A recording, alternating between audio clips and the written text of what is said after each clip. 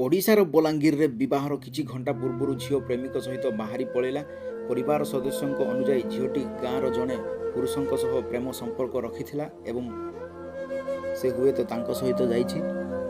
ବଲାଙ୍ଗୀର ଜିଲ୍ଲାର କୁଇଣ୍ଟାଲା police station ଅନ୍ତର୍ଗତ ବୁଦ୍ଧିସିନ୍ଦଲ ଗାଁରେ ଜଣେ ବାଳିକା ତାଙ୍କ ବିବାହ କିଛି ଘଣ୍ଟା ପୂର୍ବରୁ ତାଙ୍କ ପ୍ରେମିକ ସହିତ ତାଙ୍କ ଘରୁ ବାହାରି ପଳାଇଲା।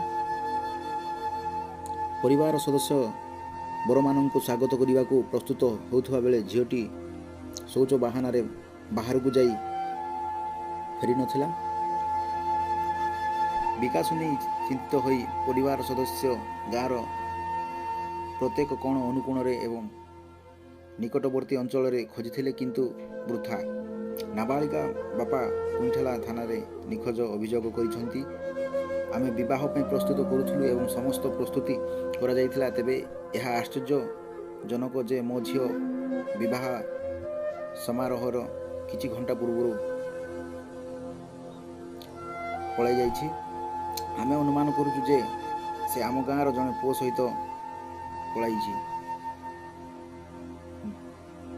ବିକାଶ ପ୍ରକୃତରେ ନିରାଶଜନକ ଅଛି, ଝିଅର ପିତା କହିଛନ୍ତି। ଏହି ସମୟରେ ବରର ପରିବାର ସଦସ୍ୟ ବିକାଶକୁ ନେଇ ଆଶ୍ଚର୍ଯ୍ୟ ହୋଇଯାଇଛନ୍ତି। ବିବାହ ବାତିଲ କରିବା ବ୍ୟତୀତ ସେମାନଙ୍କର କୌଣସି ବିକଳ୍ପ ନଥିଲା।